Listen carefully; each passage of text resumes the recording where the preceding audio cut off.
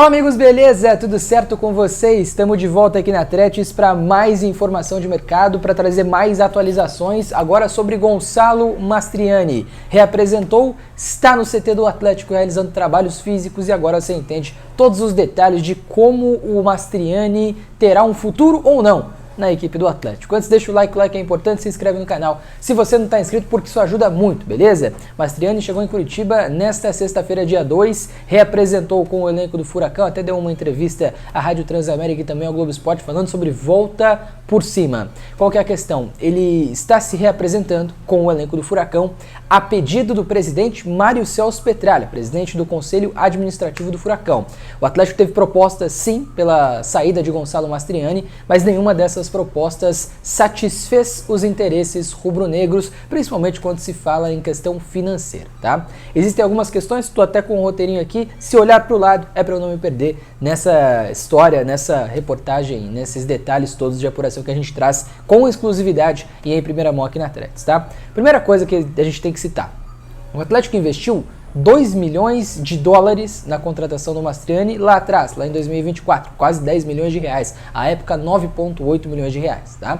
O Atlético não vai liberar o Mastriani de graça, o Atlético não vai só rescindir o contrato com o Mastriani e aquele abraço acabou, não é assim que funciona, o Atlético busca um pretendente ao Mastriani.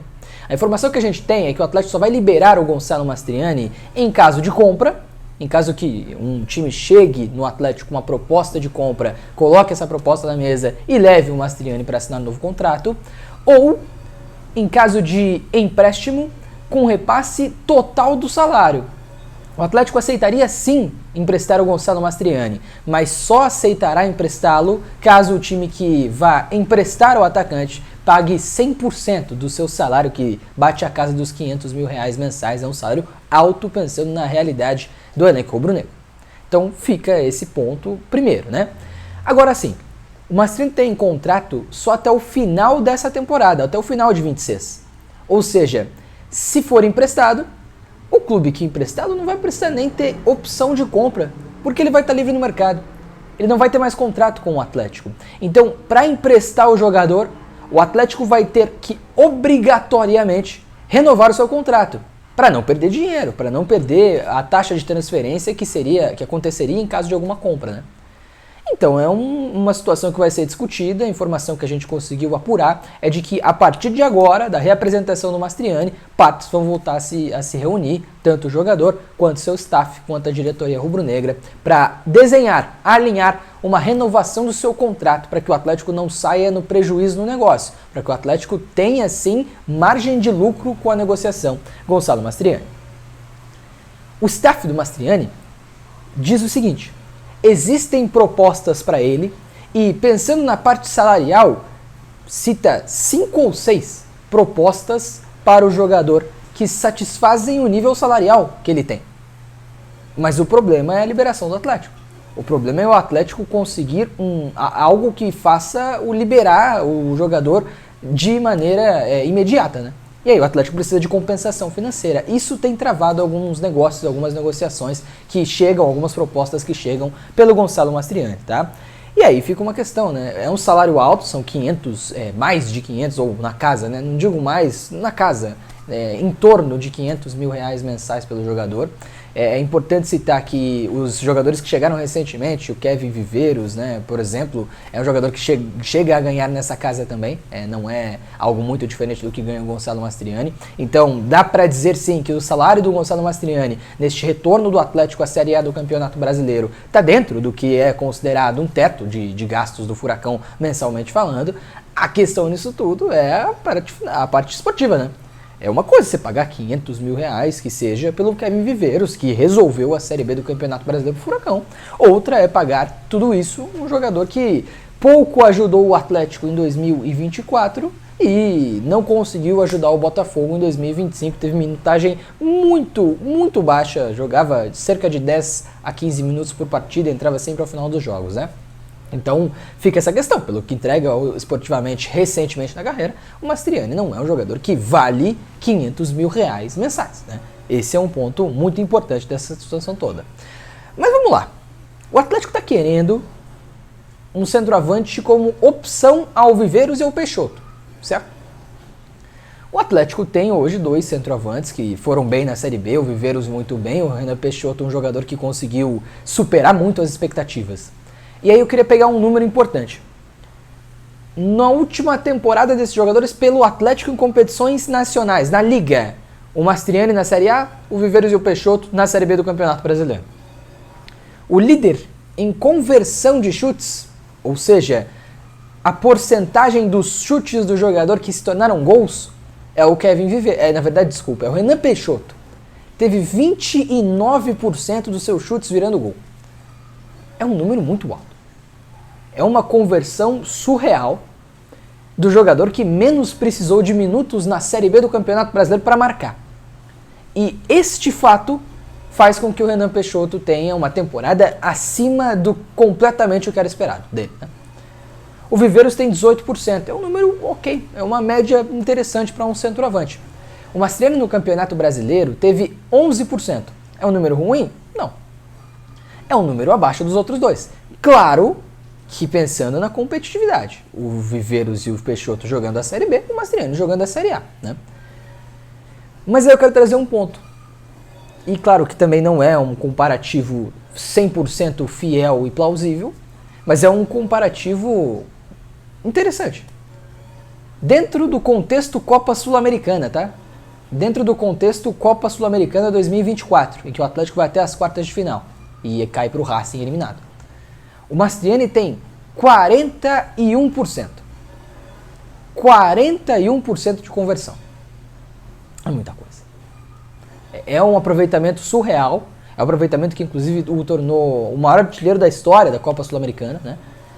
E claro que a Sul-Americana, o Atlético pegou clubes mais abaixo, o Atlético pegou clubes de menor expressão, o Atlético foi jogar lá contra o Sportivo Ameliano, foi jogar contra o Danúbio, né? O Atlético pegou o Raio Zuliano e o Mastriani fez gols contra esse time, sim.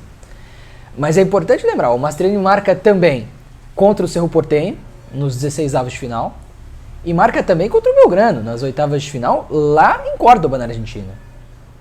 Então também não foram só gols marcados contra time de fazendeiro. Não foi isso. O Mastriani também conseguiu fazer gols em jogos importantes em contextos decisivos, né? Claro que isso sozinho não faz com que o Atlético tenha que dar uma nova chance ao Gonçalo Mastriani. Mas quando a gente repara que a Sul-Americana foi o contexto em que ele mais teve minutagem, porque, primeiro, o Cuca não utilizava o Gonçalo Mastriani, utilizava o Pablo, né? Preferia contar com o Pablo como titular. E o Mastriani, inclusive, ficou fora de relações, de lista de relacionados, por causa do limite de estrangeiros no Campeonato Paranaense, né? No Campeonato Brasileiro, o Pablo foi mais utilizado que o Mastriani quando era o Cuca, o treinador. E aí o Mastriani, por isso, jogou mais a Sul-Americana e por isso teve mais gols. Mas quando se faz a correlação entre minutagem e gols marcados, o desempenho do Mastriani é positivo. Aí o Cuca vai pedir para sair e o Atlético contrata o Martin Varini. E o Varini prefere ter o Mastriani ao Pablo. E o Mastriani não vai bem.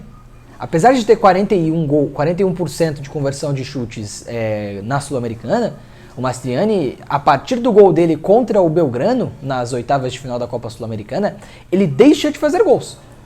Isso já é uma reta final de temporada, né? Já a partir de agosto. Ele deixa de conseguir participar de gols pelo Atlético.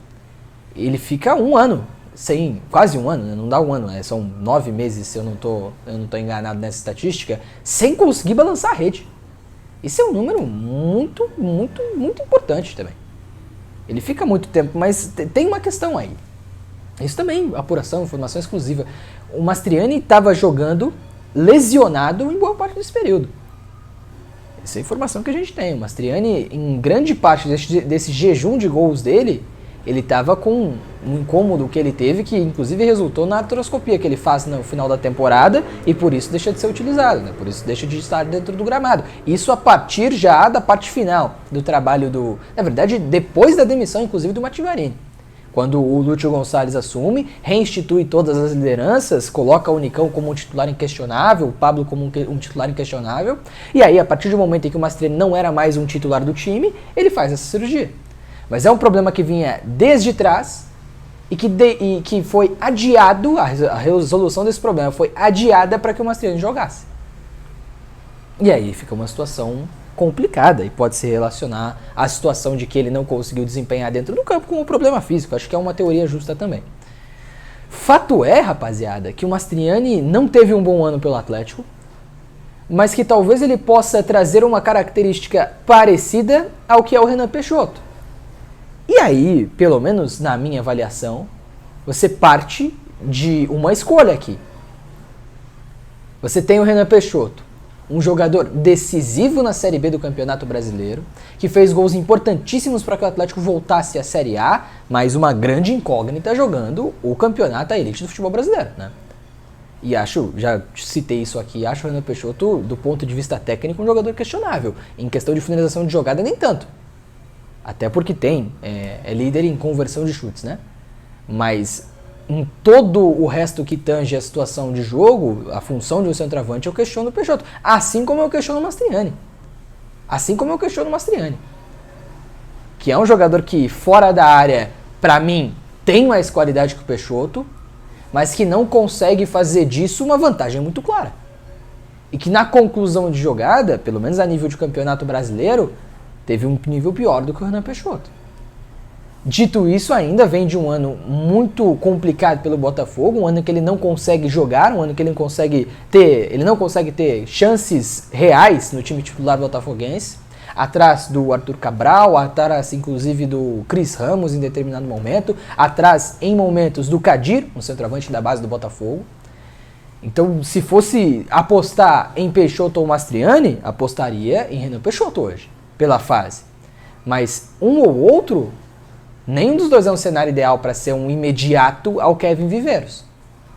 E aí é uma questão da gente entender o que vale mais a pena fazer para o Atlético. Claro que o começo do ano, o Campeonato Paranaense, em que o Renan Peixoto tende a ser o titular do time, em que o Mastriani tende a ter sim chances, tende sim a jogar, é importante para fazer essa avaliação. Claro que não é definidor, mas é importante. E acho que talvez, se a proposta de compra pelo Mastriani não chegar, e claro que se o Mastriani tiver um bom paranaense, o mercado deve aquecer, deve ter mais propostas a ele, mas se essa proposta não chegar, eu não consigo descartar um cenário em que os centroavantes do Atlético para a temporada, pelo menos do começo dela, sejam Kevin Viveiros, Renan Peixoto e Gonçalo Mastriani.